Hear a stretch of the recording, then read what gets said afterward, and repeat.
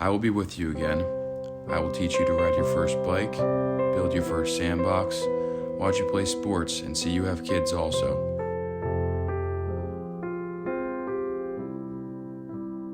But Staff Sergeant Chris Hake would never be able to do any of those things with his son Gage.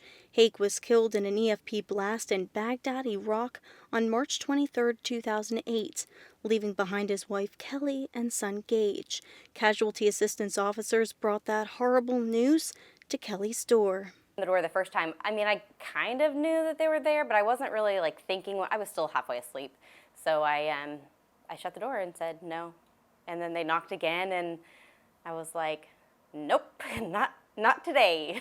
But that was tough. Once I opened the door the second time when it all really hit me. Hake is one of more than 500 U.S. military members killed in Iraq and Afghanistan in deaths that have been directly linked to Iran. Now more than 200 injured veterans and Gold Star family members are suing Iran in a groundbreaking case. The New Jersey-based Osen law firm and Tab Turner, an Arkansas-based attorney, were in federal court in Washington, D.C. this week, arguing that Iran funded the building of the explosively formed penetrators and trained and supplied the terror cells who delivered the attacks. Osen did so by calling up a variety of veterans, a widow, and expert witnesses like EOD expert Wade Barker. EFP is an explosively formed penetrator or projectile. It's a particular type of IED designed specifically to punch through armor. In EFP, the copper is formed into a slug that on detonation travels at about 26,000 feet per second. On impact, depending on the distance, somewhere around 10 to 15,000 feet per second is how as the speed is traveling.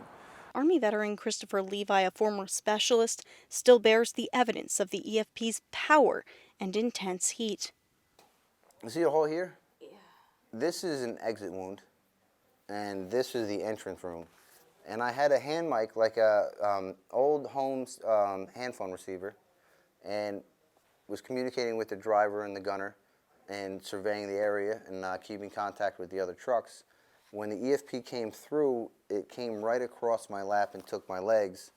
But a piece of shrapnel heading for my throat, because I had my hand here, entered here, bounced off my ulnar, bounced off my radius, my ulnar, my wrist bones, took my second metacarpal and just missed my face. EOD expert Barker told the court Iran built those bombs. Copper-tipped DFPs are extremely difficult to build and manufacture, require expensive, complex machinery, computer engineering, and software. But let's take a step back to learn about how Iran and the terrorist proxies are connected.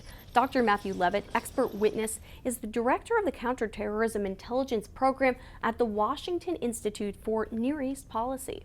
So Iran has the Revolutionary Guard Corps, and under that it has its Quds Force. And as part of the Quds Force, you have the Ramazan Corps. And the Ramazan Corps is working closely with and training and dispatching and smuggling and supporting the Badr organization and Jaish al-Mahdi and Kataib Hezbollah and Saib al-Haq and a whole host of others. Levitt said Iran had supporters on all aspects of the political spectrum in Iraq, so whatever the outcome, they would be able to influence the country. So the lawyers used experts like Levitt to prove Iran was using their political standing and tens of millions of dollars to support the killing and maiming of American service members. Retired Lieutenant General and Division Commander of the Joint Improvised Explosive Device Defeat Organization, Michael Oates, also supported this theory.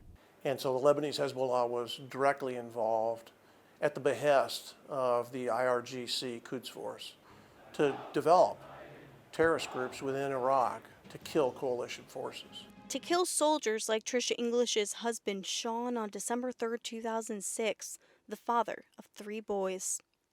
He was a military or an Army deep sea diver, and then, but his deployment to Iraq was he was an advisor on a military transition team. To illustrate the destructive power of the Iranian-made EFPs, the Osen firm brought in a life-sized replica of a Humvee. It was the first time English ever saw one, the same kind of vehicle her husband was killed in overseas. And they called and told me what date the trial was for this. They told me this was back in July, and they told me what dates the trial would be held. And when I asked what date, they told me began on December 3rd.